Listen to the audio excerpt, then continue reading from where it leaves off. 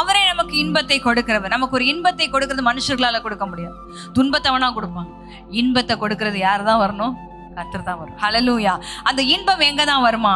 உடைய சமூகத்தில் பரிபூர்ண ஆனந்தம், உடைய வலது பாரசத்தில் பேரின்பம் இருக்குதான். சொல்லுங்க பக்கத்துல இருக்கவங்கள பார்த்து, பேரின்பம் இருக்குது. இன்னைக்கு உலகத்துல பெரிய துன்பம் தான் இருக்குது.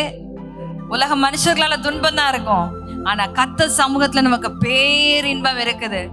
சொல்லுங்க, எல்லா கவலைகளையும் மறந்து பக்கத்துல இருக்கவங்க சொல்லுங்க, இன்னைக்கு ரொம்ப சந்தோஷம், பேரின்பம், இந்த சமூகத்தில் பரிபூர்ண ஆனந்தம்.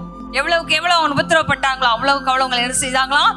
பெருகினார்கள் என்று சொல்லியிருக்காங்க. கரங்களை தட்டி தேவனை மகிமைப்படுத்துங்க.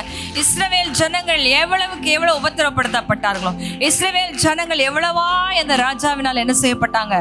ஒடுக்கப்பட்டு என்ன செய்தாங்க? மனமடி வாக்கப்பட்டார்களோ அவ்வளவுக்கு அவங்க அவளை என்ன செஞ்சுட்டே இருந்தாங்களாம்? பெருகி கொண்டே இருக்கிறாங்க. இன்றைக்கு எத்தனையோ சூழ்நிலைகள் நம்மளை உபத்திரவப்படுத்தக்கூடிய சூழ்நிலை நம்மளை நெருக்கி கொண்டு வருகிறது. ஆனா கர்த்தர் நம்மளை இன்றைக்கு பெருக பண்ணி கொண்டே இருப்பார். கரங்களை தட்டி தேவனுக்கு மகிமை செலுத்துவோம்.